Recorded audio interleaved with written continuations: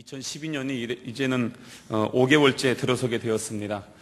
5월 하면 또 이 계절의 여왕이라고 그렇게 얘기를 많이 합니다. 요즘 보니까 날씨가 너무 좋아요. 그래서 밖에만 나가면 아주 너무 좋은 자연들을 볼 수가 있고 누릴 수가 있어서 참 좋은 계절이다라는 그러한 생각을 하게 됩니다. 이러한 때에 나가서 놀고 교제하는 것, 또 이제 시험도 끝났기 때문에 여러 가지 하고 싶은 것들이 많이 있겠지만 제일 먼저 우리가 이러한 때에 더 새벽을 깨워서 하나님 앞에 나오고 예배의 자리를 지키고 가장 기본적인 것, 하나님 앞에서 우리가 잘 세워나갈 수 있는 그런 우리 예전사가 되기를 소망합니다. 저희 아들이요, 큰 아들이 학교에서 어린이날이라고 해서 선물을 받았어요. 얼마나 좋아했는지 몰라요. 근데 그 중에서 제일 마음에 들어했던 게 뭐냐면 콜팝을 받았대요. 저희들은 뭐 별로 좋아하지만요, 우리 아이들은요 완전 대박 좋아하거든요. 막 그래가지고 이걸 받아서 너무 좋아서 이걸 가방에 넣었어요, 그냥. 그리고선 얘가 너무 좋아서 뛰었어요. 어떻게 됐을까요? 뒤집어졌어요, 이게.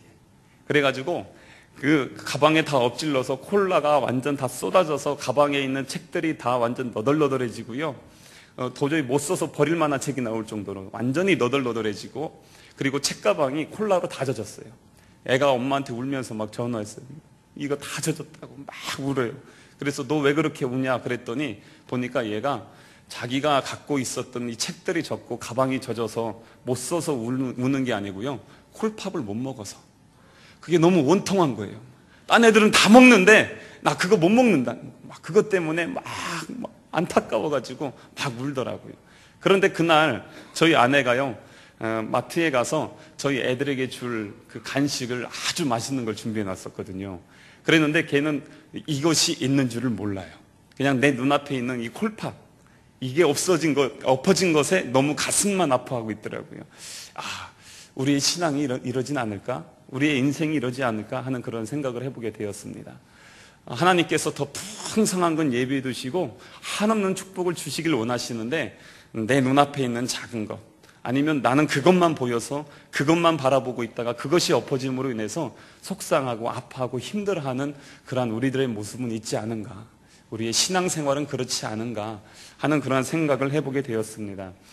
얼마 전에 제가 광고 시간에 광고를 하다가 이 새 가족들 소개하면서요, 여러분들을 우리 그 예전사의 MVP로 환영하고 초청합니다, 뭐 이런 식으로 얘기를 했어요. 그랬더니 우리 청년들이 막 웃더라고요. VIP라고 했어야 되는데 MVP라고 했다고. 막 그래서 막 웃었어요. 왜 그랬냐면 제가 개인적으로 이 MVP라는 단어를 참 좋아합니다. 운동 경기도 끝나고 나서 그날의 최고 잘한 선수를 불러다가 인터뷰를 하죠. 그날의 뭐 경기 MVP 해가지고 막 하잖아요. 그래서 저는 이 MVP라는 단어를 아주 좋아해요. 그러다 보니까 이게 입에 붙었어요. 그래가지고 그날도 제가 실수를 한 거죠. VIP라고 했어야 되는데 MVP라고 해가지고 그렇습니다. 저는 개인적으로 왜 MVP를 좋아하냐면요, 저는 하나님 나라의 MVP가 되길 소망합니다. 제가 개인적으로 그런 간절한 소망이 있어요. 그리고 이것을 좀 더 나눴습니다. M은 미션입니다. 하나님의 그 주신 사명, 선교적인 사명, 복음의 그 빚진 사명을 감당하는 그러한 그 사명, 그래서 이 미션. 그리고 V는 비전입니다. 하나님께서 주신 곳, 하나님께서 바라보시는 곳, 하나님께서 아파하시는 그곳에 함께 마음을 품고 달려나가는 그러한 비전이 있길 소망해요. 그리고 P는 패션입니다. 열정이기도 하고, 또한 그리스도의 순환할 때 더 패션 오브 크라이스트 이렇게 하잖아요.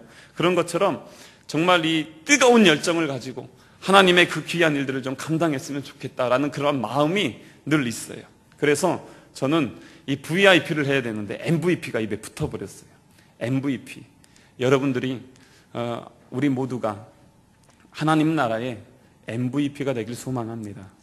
정말 그런 그 미션과 비전과 패션이 뜨겁게 조화를 이루어서 이 세상에서 악한 영들이 우리를 대적하고 쓰러뜨리려고 할지라도 예수 그리스도 이름으로 무장하고 하나님의 손과 발이 되어서 하나님이 바라보시는 곳 바라보면서 달려나가고 뜨거운 열정을 가지고 막 싸워서 이길 수 있는 그러한 하나님의 군사, 하나님의 사람들.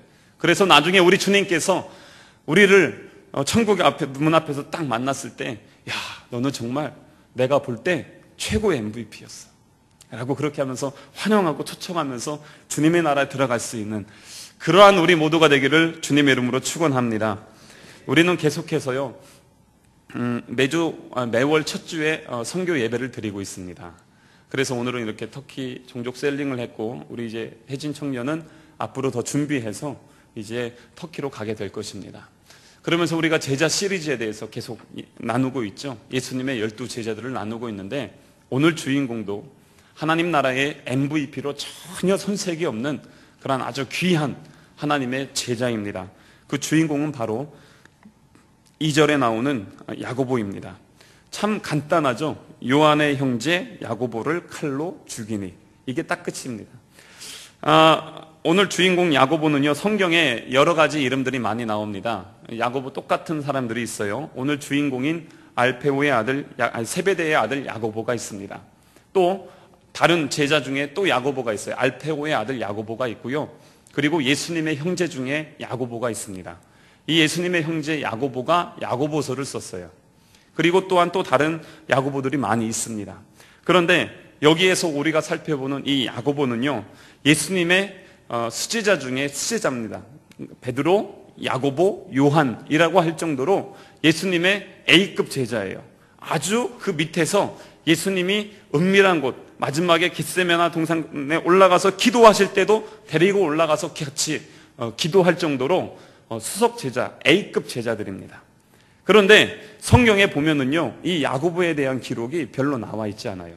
특 A급인데 기록엔 별로 나와 있지 않은 그 이유가 뭐냐면, 바로 초대교회 때 예수님의 12 제자들 중에서 가장 먼저 순교를 했습니다. 그가 가장 먼저 순교를 했기 때문에 그 이후에 그가 했던 행적들과 그가 예수님과 함께 하면서 나누었던 그 모든 것들을 기록할 수 있는 게 없었어요. 그래가지고 이 야고보에 대한 기록이 성경에는 거의 없습니다. 물론 최초의 순교자는 스데반 집사입니다. 스데반 집사님은 사도행전 7장에 순교를 당했고, 오늘 우리가 읽었던 말씀은 12장인데요. 스데반 집사는 성도들 중에서, 모든 성도 중에서 최초의 순교자고, 예수님의 12 제자 중에서는 오늘 우리가 함께 나누는 야고보가 최초의 순교자가 되었던 것입니다. 야고보는 그의 짧은 생애를 볼 때요, 하나님 나라의 MVP, 미션과 그 비전과 그 패션, 그 열정을 얼마나 그렇게 잘 감당했는지 모릅니다. 뜨거운 열정으로 하나님 앞에 자기의 모든 삶을 기꺼이 내어드렸던 그러한 모습을 보게 됩니다. 이 야고보가 어떤 사람인지 잠깐 나누겠습니다. 성경을 보면은요, 이 야고보는 요한의 형제입니다. 지난번에 우리가 요한에 대해서 나누었죠. 요한은 성격이 우울질이라고 했어요. 그래서 아주 세심하게 모든 것들을 잘 기록하고, 그리고 예수님을 특별히 사랑하는 마음이 커서 유일하게 순교하지 않은 제자다, 그렇게 얘기했습니다. 그런데 이 야고보하고 요한이 형제예요. 같은 형제입니다. 그런데 이 두 형제가 직업이 뭐냐면 어부예요. 그래서 이 많은 그 물고기를 낚으면서 어부의 생활을 하고 있었는데, 어느 날 예수님께서 이 야고보를 불렀습니다. 야고보를 부르고 그 이후에 야고보가 자기의 모든 것들을 다 버리고 예수님을 쫓았습니다. 그런데 이 야고보가 보면은요, 마가복음 1장 20절에 자기의 모든 소유와 배와 그리고 자기의 있는 싹군들까지 다 버리고 갔다라는 내용이 있어요. 이로 추측을 해보건대 이 베드로와 야고보의 이 요한과 야고보의 집안은요, 그래도 좀 사는 집안입니다. 당시의 어부들 중에서도 잘 사는 사람들과 못 사는 사람들이 있었어요. 그랬는데 이 어부들 중에서도 개인 배가 있는 사람, 그리고 밑에서 사람들을 부릴 수 있는 정도, 싹군이 있다는 건 그래도 돈을 줄 수 있는 그런 재정적 능력이 있는 거잖아요. 그렇기 때문에 이 정도의 능력이 있는 부자, 어느 정도 웬만큼 사는 그러한 사람이 이 야고보와 요한이었습니다. 그랬는데 예수님이 와서 불러주셨을 때에 그는 기꺼이 자기의 모든 것을 하나님 앞에 드립니다. 그리고 예수님을 쫓아가는 것이에요. 여러분, 야고보와 요한이요, 버릴 수 있는 것을 버린 것이 아닙니다. 버릴 수 없는 것을 버렸다는 것입니다. 믿음은 이런 것 같아요. 믿음은 버리는 것, 그리고 떠나는 것, 이렇게 나눌 수 있을 것 같습니다. 왜냐하면 버리는 것이에요. 내가 갖고 있는 것, 내가 소유하고 있는 것, 내가 믿는 것, 이것을 주님 앞에 버려놓고 주님을 바라보고 주님을 따라가는 것이, 이게 믿음입니다. 이런 열정적인 믿음의 배경들이 있었습니다. 재산이 별로 없는 사람들 예수님 따라가서 다 모든 것 다 버리고 쫓아가는 거, 그거 어렵지 않습니다. 그런데 가진 것이 많아요. 조금만 있으면, 우리 부모님이 돌아가시면 그 재산 다 자기가 받을 수 있어요.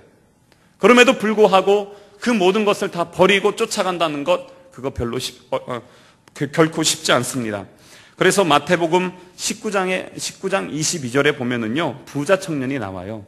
이 부자 청년이 예수님과 함께 대화하다가 예수님께서 네 모든 소유를 다 버리고 나를 쫓으라 라고 했을 때에 이 부자 청년이 어떻게 하냐면 근심하고 돌아갑니다. 사실 갖고 있는 거 다 내려놓는 거 결코 그렇게 쉽지 않다는 것입니다. 만약에 여러분들한테 예수님께서 야, 오늘 네가 갖고 있는 것 다 내려놓고 나를 따르라 라고 한다면 여러분들 어떻게 대답하시겠어요? 어떻게 하시겠습니까? 난 별로 가진 것도 없고 앞으로 따라갈 만합니다 하면서 이럴 사람들도 있겠지만, 하나님, 내가 지금 준비하고 있는 게 어느 정도인데요? 지금껏 내가 투자한 게 얼만큼인데 내가 이걸 어떻게 버리겠습니까? 조금만 참아주세요. 소도 좀 사야 되고 결혼도 해야 되고 그리고 뭔가 좀 이루고 그 다음에 이걸 가지고 하나님 받을 수 있잖아요 라고 하면서 그렇게 고백할 사람들이 있을 거예요. 이런 웬만한 열정이 아니면요, 이 내가 갖고 있는 거 내려놓는다는 거 정말 쉽지 않습니다. 정말 어렵습니다. 그런데 이 야고보는요, 그 마음속에 뜨거운 열정이 있었어요. 이 뜨거운 열정이 있었기 때문에 그 모든 것들을 기꺼이 내어놓을 수 있었습니다. 그런데 이런 기꺼이 내려놓을 수 있는 뜨거운 열정이 있었지만 그렇다고 해서 이 성질이 좋은 사람은 그리 아니었습니다. 아주 다혈질입니다. 베드로도 다혈질이죠. 그래서 제가 전에도 함께 나누었지만 이 베드로는요, 성질이 아주 불같아가지고 이 성경을 쓸 때도 빨리빨리 써야 돼요. 막 그냥 하나하나, 이 요한은요, 요한복음, 요한 1, 2, 3서, 요한계시록 구체적으로 하나님의 사랑을 막 길게 써서 다양하게 쓰지만 이 베드로는요, 베드로전서, 베드로후서 합해서 8장밖에 없어요. 성질이 급해가지고요, 쓰려면 막 쓰고 말아버립니다. 그리고 나가서 막 외쳐버려요. 그러면 막 사람들이 막 이렇게 구원받습니다. 이러는데 야고보도 그런 사람이에요. 그래서 예수님께서 함께 동행하면서 가다가 이제는 예수님이 죽으실 때가 가까이 오신 것을 아시고 예루살렘으로 가시려고 합니다. 그런데 그 중간길에 뭐가 있냐면 사마리아 지역이 있었어요. 이 사마리아 지역을 지나가려고 하는데 사마리아 지역의 사람들은 유대인들을 아주 싫어합니다. 실은 유대인들이 사마리아 사람들을 개 취급합니다. 그렇기 때문에 늘 멸시받고 천대를 받아서 아까 이 터키 사람들이 막 이 분노가 있잖아요. 이런 분노들이 이 사마리아 사람들에게도 동일하게 있어요. 그러다 보니까 이 예수님이 지나가는 예수님 일행들이 지나가는데 그 지나가는 길을 막아버리고 지나가지 못하게 해버리는 것이에요. 그래가지고 막 화가 났어요. 막 그러니까 뭐라고 하냐면 야고보가 예수님한테 가서 주님, 번개를 내려서 저것들 다 싸그리 죽여버립시다. 막 이러는 거예요. 보통 성질이 이렇습니다. 거절당하면요, 이 감당을 못해요. 그 이해를 못합니다. 그리고 타협하고 얘기하고 해서 풀어나가는 것이 아니라 싫어? 하지 마. 끝내버려. 저것들 다 죽여버려. 이런 식이에요. 이제 너랑 나랑 끝이야. 완전 이거죠. 우리나라 사람들이요, 보통 대화를 하면은요, 화끈합니다. 화끈한 사람들이 많아요. 그래서 거절당하면요, 그만큼 상처를 많이 받습니다. 긍정적인 대화가 있고 부정적인 대화가 있는데 한국 정치를 보세요. 남들 긁고 끄집어내서 어떻게든 발가 벗겨서 내려오게 하는 것이 한국 정치입니다. 이게 한국 문화예요. 이런 경우들이 상당히 많이 있습니다. 그래서 이런 야고보가요, 어떻게 보면 우리랑 잘 통해요. 제가 솔직한 얘기로 경상도에 왔는데 화끈하시대. 여기 부산 사람들이요, 다른 지역에서 제가 뭐 전라도나 아니면 충청도 그리고 서울, 경기도 다 살아봤지만, 강원도만 빼고 다 살아봤지만 이쪽 지역 분들이 화끈하십니다. 그래서 다 가면 가고 아니면 아니에요. 그런 경향들이 다른 지역보다 조금 더 있다는 것이에요. 많이 있는 게 아니라 조금 더 있습니다. 그런데 이 야고보 같은 사람들이 그런 것이에요. 한번 분노가 일어나면요, 뒤가 보이지 않습니다. 그냥 달려갑니다. 그래서 이 추진력은 있어요. 그런데 뒤에 주변에 있는 사람들이 상처받을 확률이 높아요. 이런 야고보가 막 그렇게 불같은 성격을 가지고 막 일을 합니다. 그러다 보니까 복음을 증거할 때는 얼마나 뜨겁게 전하겠어요. 그랬는데 그러다 보니까 쉽게 갇히기도 하고, 그래서 순교도 제일 먼저 당하는 것이에요. 뒤 보지 않습니다. 타협 안 씁니다. 그냥 헤롯이 설득 안 했겠어요? 설득합니다. 야, 그냥 너무 심하게 하지 말고, 그리고 조금만 해라. 싫어요. 그냥 내가 그럼 너 죽여야 되는데, 주변 상황이 이런데 그래도 회유할 거 아니에요? 회유해도 대화가 안 됩니다. 이거는 나중에 성령 받고 나서 그래서 변화돼서 뜨거운 열정 갖고 했죠. 지금은 그 성질이 아니에요. 저것들 다 예수님 길 막아버리니까 싸그리 죽여버리자는 것이에요. 이런 성질을 갖고 있습니다.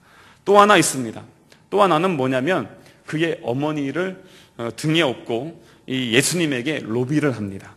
그래서 주님의 날에 어머니가 찾아가서 이래요. 주님의 날에 우리 아들들 둘이 있는데 지금도 잘 섬기고 있잖아요. A급이고 둘 다. 그러니까 짝퉁도 아닌 A급이니까 하나는 주의 우편에, 하나는 주의 좌편에 좀 넣어주십시오 하면서 딱 합니다.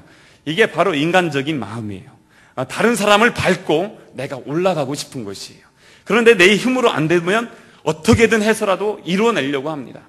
이 야고보하고 요한은요, 주변의 성경 말씀의 근거에서도 그렇고 신학자들이 얘기를 할 때에 그래도 좀 괜찮게 사는 집안이다라고 얘기하는 또 다른 이유가 있는데, 시몬 베드로와 함께 예수님께서 잡히셨을 때에 그 회당에 들어가서 있었던 유일한 두 사람이 있습니다.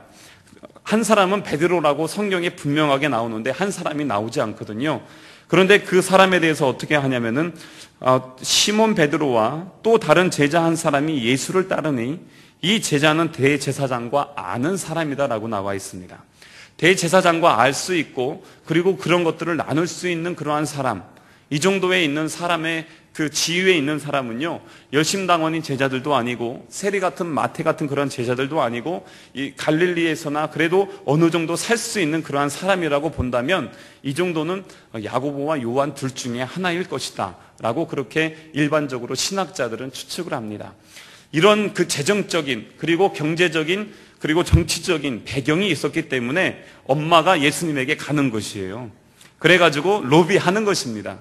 아마 그래서 어떤 분들은 이 어머니가 예수님의 제자들의 일행에 그 경비들을 어느 정도 됐을 것이다. 그렇기 때문에 가까이 가서 얘기할 수 있는 사이가 됐었고, 그래서 가서 그런 얘기도 했을 것이다 라고 그렇게 추측을 하기도 합니다. 하여튼 뭐냐면요, 그냥 그 자리에서 그렇게 하는 것이에요. 로비도 하고, 그리고 남을 밟기도 하고, 자기 마음에 안 들어? 이거 다 쓸어버려. 그냥 이거예요. 그래서 이런 그 혈기를 부리고 인간적인 관점으로 일을 해나갔던 이러한 야고보였습니다. 이런 부분들이 있죠. 그런데 참 형제가 달라요. 저번에 우리가 함께 나누었듯이 요한은요, 참 조용합니다. 그래서 끝까지 그래도 마음을 지키고 십자가 밑에까지 가서 예수님이 돌아가시는 그 장면, 그 밑에 계속적으로 있어요. 그런데 이 야고보는요, 도망치고 나중에는 확 변해가지고 복음 증거하다가 제일 먼저 그냥 순교당하는 것이에요. 참 대단하죠. 오늘 본문으로 한번 또 돌아와 보겠습니다. 오늘 본문에 나오는 사건에 보면은 헤롯 왕이 나오게 됩니다. 여기에서 보면은요, 1절에 보니까 손을 들어서 교회 중에 몇 사람을 해하려고 합니다. 그 이유가 뭐냐면 이 헤롯이 유대인의 사람들에게 마음을 얻고 싶었어요. 유대인의 자기가 이제 정치를 해야 되는데 이 정치적인 환경에서 실권을 갖고 있었던 이 유대인들, 바리새인들과 이 주변에 있는 사람들의 힘을 얻어서 통치를 하기에 더 쉽게 가려고 했습니다. 그런데 이 유대인들이 제일 미워하는 사람들이 누구냐? 바로 예수를 증거하는 사람들이었어요. 그래가지고 이 예수를 증거하는 사람들 잡아서 죽이려고 했고, 그래서 야고보와 오늘 뒤에 보면은 베드로까지 잡히게 됩니다. 이렇게 다 잡혀 있어요. 오늘 여기에 나오는 헤롯은 옛날에 그 예수님이 태어나셨을 때의 그 헤롯이 아니에요. 그 옛날 예수님이 태어났을 때 헤롯의 손자입니다. 손자인데 그때 헤롯보다 요 헤롯이 정치를 더 잘했어요. 아주 잘했기 때문에 그래도 어느 정도 안정적으로 가고 있었는데 주변에 막 소요가 일어나는 것이에요. 막 죽었다 살아났다는 둥, 막 그 사람들 막 선포하는데 막 말하는데 이상한 막 말 나오고 막 이상한 방언하는 거죠. 그렇게 하면서 막 했어요. 또 그 사람들이 자꾸 회심해서 막 돌아가는 것이죠. 이러니까 소요가 일어나게 되는 것이에요. 아, 안 되겠다. 정리해야 되겠다. 그러면서 이 야고보와 요한을 부르게 된 것입니다. 그러면서 이제는 잡아가지고 제일 먼저 죽여버린 것이에요. 왜 하필이면 야고보였을까요? 왜 하필이면? 그 많은 제자들이 있는데, 그리고 믿었던 수많은 사람들이 있었는데 왜 그 중에서 이 야고보였을까요? 왜냐면요, 그만큼 이 야고보는요, 모든 제자들 중에서도 두각을 나타냈던 사람이었습니다. 요즘 무슨 게이트 하면 몸통이 어디냐 막 이러잖아요. 그런데 바로 예수 그리스도의 복음을 증거하는 데 있어서 몸통이었던 것이, 이 몸통이 바로 야고보입니다. 그리고 베드로였어요. 그래서 잡힌 것이에요. 그래가지고 바로 순교를 하는 것입니다. 얼마나 그랬을까요? 딱 집어서 너 일로 와, 그냥 바로 칼로 참수형을 시켜버렸습니다. 그것이 너무 구체적으로 잘 나와서 칼로 죽였다고 나오는 걸로 봐서 이게 많은 주변에 있는 그때 당시에 수많은 사람들에게 아주 깊이 각인되어졌던 그러한 사건인 것 같습니다. 그만큼 이 사건은 아주 당시에 예수님을 믿는 초대 그리스도인들에게 충격적인 사건이었어요. 왜냐하면 스데반 집사님이 죽을 때는요, 그래도 주변에 있는 사람들이 종교적인 것으로 죽였습니다. 그런데 야고보가 죽는 이 죽음은요, 정치적인 죽음이 되어버렸습니다. 이제는 더 큰 고난과 시험이 오게 되는 것입니다. 터키도 이제는 정치적으로 아예 다 묶어버렸다고 해서 우리가 함께 기도했잖아요. 그래서 선교사들이 계속적으로 밖에 나와서 비자를 받든 뭘 하든 다시 해야 되는 어려움들이 있는 것처럼 정치적인 핍박이 본격적으로 시작이 되어지는 것이 이 야고보의 이 죽음이 되는 것입니다. 하지만 이런 여러 가지 상황들이 있었고 회유도 있었고 그리고 설득도 있었지만 하나님의 MVP인 이 야고보는요, 그 자리에서 타협하지 않습니다. 타협하지 않고 담대하게 예수 그리스도께서 가신 그 길을 걸어가는 것입니다. 하나님이 주신 비전이 있기 때문에, 그리고 하나님의 그 사명을 감당하기 위해서 뜨거운 열정을 가지고 자기의 그 길을 걸어가는 것입니다. 이게 바로 하나님의 MVP의 그러한 삶인 것입니다. 그에게는 하나님 나라의 소망이 있었습니다. 하나님 나라의 소망이 있는 사람들은요, 자기의 사명을 이루는 데 있어서 자기의 목숨도 조금도 귀히 여기지 않습니다. 그래서 사도행전 20장에도 바울이 나의 생명을 조금도 귀한 것으로 여기지 아니하노라 하면서 달려나가는 것, 그것이 바로 그의 사명이었기 때문에 그렇게 갈 수가 있었던 것이죠. 그래서 이 야고보가 최초로 순교한 제자가 되었습니다. 그런데 여기에는 또 더 큰 이유가 있습니다. 오늘 본문을 보면은요, 그 뒤에 아까도 우리가 나누었듯이 베드로도 함께 잡혔습니다. 이 베드로도요, 수석 제자잖아요. 최고잖아요. 그래서 A급이 지금 둘 다 잡혀 있는데, 셋 중에 둘이 잡혀 있는데, 그런데 야고보는 죽었습니다. 그런데 뒤에 오늘 내용 쭉 보면은요, 베드로는요, 하나님께서 옥문을 여시고 끌고 나왔어요. 그래가지고 살았습니다. 둘이 달라요. 인간적인 관점으로 볼 때는 야고보는 안 됐고 베드로는 잘 된 것 같아요. 그리고 베드로는요, 특별히 많은 사람들이 기도했습니다. 많은 사람들이 기도하고 나서 하나님께서 응답해줘서 살아났어요. 우와, 기도가 막 응답된 것이에요. 그런데 야고보는요, 그냥 죽었습니다. 여러분, 그러면은 우리 인간적인 관점으로 볼 때는 야고보는 참 안 된 사람입니다. 하지만 야고보가 죽은 것도 하나님의 은혜고 베드로가 산 것도 하나님의 은혜입니다. 하나님께서 섭리하시는 것입니다.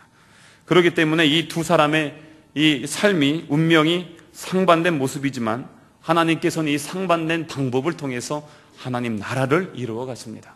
야고보가 죽지 않았다면 이 초대교회 성도들이 뜨겁게 기도하지 않았을 것입니다. 그랬다면 베드로도 어떻게 될지는 모릅니다. 야고보가 죽은 이후에 이들에게는 더 뜨겁게 기도하는 기도의 불이 타오르게 되고 그것이 하나님의 그 마음을 움직여서 역사들이 일어나게 되는 것입니다. 그렇기 때문에 고백을 하죠. 그러므로 내가 사나 죽으나 나는 오로지 주님의 것입니다 라고 그렇게 고백을 하는 것입니다. 로마서 14장 8절에 그런 고백이 있죠. 우리 그리스도인들의 고백이 되어야 될 줄로 믿습니다. 이제는 우리가 말씀을 좀 정리하고자 합니다. 성경에 나오는 인물들을 보면서 제가 늘 이런 고민을 해요. 나도 이와 같은 상황이라면, 내가 야고보와 같은 그러한 상황이라면 나는 어떻게 했을까? 주님이 나를 부르셨다면 나는 어떻게 그 자리에서 헌신하고 주님 앞에 나아갈 수 있었을까? 내 인간적인 환경과 여러 가지 내 기질과 성질들이 예전에 다듬어지지 않은 내 모습 그대로 있었다면 하나님께서 나를 어떻게 다루어 주시고 다루어 가실까? 또한 내가 이렇게 감옥에 갇혀 있어서 이젠 앞으로 죽게 되는 그러한 상황에 있었다면, 그리고 계속적인 회유와 협박이 내 앞에 있었다면 나는 타협했을까? 아니면 그 자리에서 한순간 잠깐 타협해서 풀려나고 다시 일을 할 수 있었을까? 초대교회 때는요, 그런 사람들도 많이 있었습니다.